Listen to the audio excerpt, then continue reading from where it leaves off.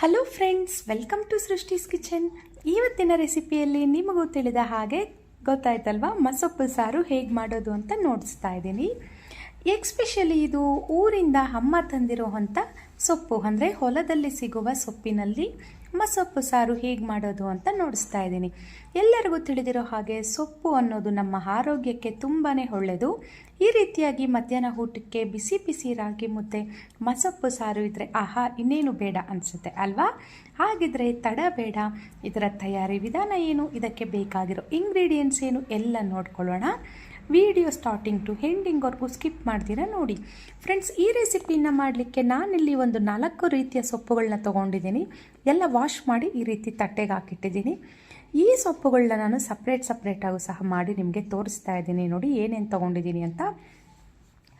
ಒಂದು ಬಂದು ಅಣೆ ಸೊಪ್ಪು, ಇನ್ನೊಂದು ಕಾಶಿ ಸೊಪ್ಪು, ಕಾಶಿ ಎಲೆ ಸೊಪ್ಪು, ಇನ್ನು 2 ರೀತಿಯ ಸೊಪ್ಪುಗಳು. ಖಂಡಿತವಾಗ್ಲೂ ನನಗೆ ಹೆಸರು ಗೊತ್ತಿಲ್ಲ, ಬಟ್ ತುಂಬ ಚೆನ್ನಾಗಿರುತ್ತೆ ಮಸೊಪ್ಪಿಗೆ. ಇದು ಹೊಲದಲ್ಲಿ ಸಿಗೋವಂಥದ್ದು, ನಿಮಗೆ ನೋಡಿಸ್ತಿದ್ದೀನಿ ವಿಡಿಯೋದಲ್ಲಿ. ನಿಮಗೇನಾದರೂ ಇದರ ಹೆಸರು ಗೊತ್ತಿದ್ರೆ ನನಗೂ ಕಾಮೆಂಟ್ ಮಾಡಿ ತಿಳಿಸಿ. ಈ 4 ರೀತಿಯ ಬೆರಕೆ ಸೊಪ್ಪುಗಳನ್ನ ಯೂಸ್ ಮಾಡಿಕೊಂಡು ಸಖತ್ ಟೇಸ್ಟಿಯಾಗಿ ಒಂದು ಮಸೊಪ್ಪು ಸಾರನ್ನು ಮಾಡೋಣ. ಈ ರೆಸಿಪಿನ ಮಾಡಲಿಕ್ಕೆ ಮೊದಲಿಗೆ ಇಲ್ಲಿ ಫ್ರೆಂಡ್ಸ್, ನಾನಿಲ್ಲಿ ತೊಗರಿಬೇಳೆನ 1 ಗ್ಲಾಸಷ್ಟು ನೆನೆಸಿಟ್ಟಿದ್ದೆ, ಒಂದು 30 ನಿಮಿಷಗಳ ಕಾಲ. ಈಗ ನೆನೆಸಿಟ್ಕೊಂಡಿರೋ ತೊಗರಿಬೇಳೆನ ಕುಕ್ಕರ್ಗೆ ಸೇರಿಸ್ಕೊಂಡು ಇದಕ್ಕೆ ಸೊಪ್ಪುಗಳನ್ನು ಸೇರಿಸ್ಕೊಳ್ಳೋಣ. ನಂತರ ಇದಕ್ಕೆ 1 ಈರುಳ್ಳಿ, 1 ಬೆಳ್ಳುಳ್ಳಿ, ಒಂದು 12 ಹಸಿರು ಮೆಣಸಿನ್ಕಾಯಿ ತೊಗೊಂಡಿದ್ದೀನಿ. ನಿಮ್ಮ ಖಾರಕ್ಕೆ ಅನುಗುಣವಾಗಿ ನೀವು ತಗೊಳ್ಳಿ. ನಾನು ಖಾರ ಸ್ವಲ್ಪ ಇಷ್ಟಪಡ್ತೀನಿ, 12 ಹಸಿರು ಮೆಣಸಿನ್ಕಾಯಿ ಹಾಕ್ಕೊಳ್ತಿದ್ದೀನಿ. ಇದಕ್ಕೆ ನಾವು ನಂತರ ಯಾವುದೇ ಖಾರದ ಪುಡಿ ಎಲ್ಲ ಬಳಸ್ತಾ ಇಲ್ಲ, ಸೊ ಹಸಿ ಮೆಣಸಿನ್ಕಾಯಿ ಹೆಚ್ಚಿಗೆ ಹಾಕ್ಕೊಳ್ತಿದ್ದೀನಿ. 3 ಟೊಮೆಟೊವನ್ನು ಸಹ ಸೇರಿಸ್ಕೊಳ್ತಿದ್ದೀನಿ, ಚೆನ್ನಾಗಿ ಹಣ್ಣಾಗಿರೋವಂಥ 3 ಟೊಮೆಟೊ. ರುಚಿಗೆ ತಕ್ಕಷ್ಟು ಉಪ್ಪು, 1 ಚಿಟಿಕೆಯಷ್ಟು ಅರಿಶಿನ, ಸಣ್ಣ ನಿಂಬೆಹಣ್ಣಿನ ಗಾತ್ರದಷ್ಟು ಹುಣಸೆ ಹಣ್ಣನ್ನು ನೀರಲ್ಲಿ ನೆನೆಸಿಟ್ಟಿದ್ದೆ, ಅದನ್ನು ಸಹ ಇದಕ್ಕೆ ಸೇರಿಸ್ಕೊಳ್ತಿದ್ದೀನಿ. ಈಗ ಇದಕ್ಕೆ ಸ್ವಲ್ಪ ನೀರನ್ನು ಸೇರಿಸ್ಕೊಂಡು ಒಂದು 3ರಿಂದ 4 ವಿಜಿಲ್ ಇದನ್ನು ಕೂಗಿಸ್ಕೊಳ್ಬೇಕಾಗತ್ತೆ. ಬೇಳೆ ನಾವಿಲ್ಲಿ ನೆನೆಸಿಟ್ಟಿರೋದ್ರಿಂದ ಚೆನ್ನಾಗಿ ಬೇಯುತ್ತೆ. ನಾನಿಲ್ಲೊಂದು 4 ವಿಜಿಲ್ ಕೂಗಿಸ್ಕೊಂಡಿದ್ದೀನಿ. ಕುಕ್ಕರ್ ಮುಚ್ಚಳನ್ನು ಈಗ ಓಪನ್ ಮಾಡ್ತಾ ಇದ್ದೀನಿ. ನೋಡಿ, ಬೇಳೆ ಸೊಪ್ಪು ಅನ್ನೋದು ನಮಗೆ ಇಲ್ಲಿ ಚೆನ್ನಾಗಿ ಬೆಂದಿದೆ. ಈಗ ಇದನ್ನು ಈ ರೀತಿಯಾಗಿ ಒಂದು ತೂತ್ ಬಟ್ಲಿಗೆ ಸೇರಿಸ್ಕೊಳ್ತಾ ಇದ್ದೀನಿ. ಈ ರೀತಿ ಸೇರಿಸೋದ್ರಿಂದ ನೀರೆಲ್ಲ ಸಪ್ರೇಟ್ ಆಗುತ್ತೆ. ಇದನ್ನು ಮಿಕ್ಸಿಗೆ ಹಾಕ್ಕೊಳ್ಳೋರು ಮಿಕ್ಸಿಗೆ ಹಾಕ್ಕೊಳ್ಳಿ, ತಣ್ಣಗಾದ್ಮೇಲೆ. ನಾನು ಮಿಕ್ಸಿಗೆ ಹಾಕಲ್ಲ, ಮ್ಯಾಶರ್ ಸಹಾಯದಿಂದ ಇಲ್ಲಿ ನಾನು ಮ್ಯಾಶ್ ಮಾಡ್ಕೊಳ್ತಾ ಇದ್ದೀನಿ. ಮಿಕ್ಸಿಗೆ ಹಾಕಿದ್ರೂ ಸಹ ತುಂಬ ತೀರಾ ನುಣ್ಣಗೆ ಹಾಕ್ಕೋಬಾರ್ದು, ಜಸ್ಟ್ ರಿವರ್ಸಲ್ಲಿ ಮಿಕ್ಸಿನ ಆನ್ ಮಾಡಿ ಆಫ್ ಮಾಡಬೇಕು. 1-2 ಸರಿ ಮಾಡಿಕೊಂಡ್ರೆ ಸಾಕು. ತೀರಾ ನುಣ್ಣಗಾದರೂ ಅಷ್ಟು ಚೆನ್ನಾಗಿರೋದಿಲ್ಲ. ನಾನು ಮ್ಯಾಶರ್ ಸಹಾಯದಿಂದನೇ ಈ ರೀತಿ ಮ್ಯಾಶ್ ಮಾಡ್ಕೊಂಡಿದ್ದೀನಿ. ಈಗ ಬೇಳೆ ಜೊತೆ ಬೆಂದಿರೋವಂಥ ನೀರನ್ನು ಇದಕ್ಕೆ ಬೆರೆಸ್ಕೊಳ್ಳೋಣ. ಈ ರೀತಿಯಾಗಿ ಎಲ್ಲ ಒಂದ್ಸರಿ ಚೆನ್ನಾಗಿ ಮಿಕ್ಸ್ ಮಾಡ್ಕೊಳ್ಳೋಣ.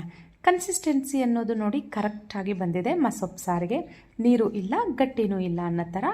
ಈಗ ಇದಕ್ಕೆ ಒಂದು ಸಣ್ಣ ಒಗ್ಗರಣೆಯನ್ನು ಕೊಡೋಣ. ಈ ಒಗ್ಗರಣೆನೇ ಸಖತ್ ಟೇಸ್ಟ್ ಬರೋದು ಈ ಮಸೊಪ್ಪು ಸಾರಿಗೆ. ಈಗ ನೋಡಿ, ಸ್ವಲ್ಪ ಎಣ್ಣೆ ಸೇರಿಸ್ಕೊಳ್ತಿದ್ದೀನಿ. ಸಾಸಿವೆ ಹಾಗೂ ಜೀರಿಗೆಯನ್ನು ಹಾಕ್ಕೊಂಡು ಇದು ಚೆನ್ನಾಗಿ ಚಿಟಪಟ ಅಂತ ಅನ್ನೋವರೆಗೂ ಬಿಡೋಣ. ಈಗ ಇದಕ್ಕೆ 1 ಈರುಳ್ಳಿ, ಸಣ್ಣದಾಗಿ ಹಚ್ಚಿರುವಂಥ 1 ಈರುಳ್ಳಿ, 10 ಹೆಸಳಷ್ಟು ಬೆಳ್ಳುಳ್ಳಿನ ಜಜ್ಜಿ ಈ ರೀತಿಯಾಗಿ ಹಾಕಿದ್ದೀನಿ. 3 ಒಣಮೆಣಸಿನ್ಕಾಯಿ. ಈ ಬೆಳ್ಳುಳ್ಳಿ ಜಜ್ಜಿ ಹಾಕೋದ್ರಿಂದ ಒಳ್ಳೆ ಫ್ಲೇವರ್ ಕೊಡುತ್ತೆ ಈ ಮಸೊಪ್ಪು ಸಾರಿಗೆ.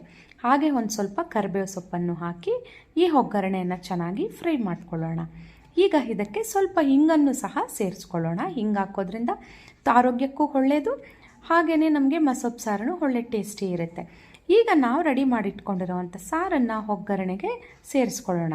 ಸೇರಿಸ್ಕೊಂಡು ಎಲ್ಲ ಒಂದು ಸರಿ ಚೆನ್ನಾಗಿ ಮಿಕ್ಸ್ ಮಾಡ್ಕೊಳ್ಳೋಣ, ಎಲ್ಲ ಹೊಂದ್ಕೊಳ್ಳೋ ಥರ. ಈ ಮಸೊಪ್ಪು ಸಾರು ಅನ್ನೋದು ಫ್ರೆಂಡ್ಸ್, ಬೇಳೆ ಅನ್ನೋದು ಕಡಿಮೆ ಇರಬೇಕು, ಸೊಪ್ಪುಗಳೊಂದು 3ರಿಂದ 4 ರೀತಿ ಸೊಪ್ಪುಗಳು ಹೆಚ್ಚಿಗಿರಬೇಕು. ಇದು ಮಸೊಪ್ಪು ಸಾರು. ಆಂಧ್ರ ಸ್ಟೈಲಲ್ಲಿ ಪಪ್ಪು ಮಾಡ್ತೀವಲ್ಲ, ಆ ಪಪ್ಪುಗೆ ಬೇಳೆ ಅನ್ನೋದು ಜಾಸ್ತಿ ಇರಬೇಕು, ಸೊಪ್ಪು ಅನ್ನೋದು ಕಡಿಮೆ ಇರಬೇಕು. ಒಂದೇ ಹಿಡಿ ಸೊಪ್ಪಿರಬೇಕು, ಅದು ಆಂಧ್ರ ಸ್ಟೈಲ್ ಪಪ್ಪು. ಮಸೊಪ್ಪು ಮಾಡಿದಾಗ ಈ ರೀತಿ ಸೊಪ್ಪುಗಳು ಹೆಚ್ಚಾಗಿ ಹಾಕ್ಕೊಂಡು ಬೇಳೆ ಕಡಿಮೆ ಹಾಕ್ಕೊಳ್ಳಿ. ನೋಡಿ, ಸಖತ್ ಟೇಸ್ಟಿಯಾದ ಮಸೊಪ್ಪು ಸಾರಲ್ಲಿ ರೆಡಿ ಆಯಿತು.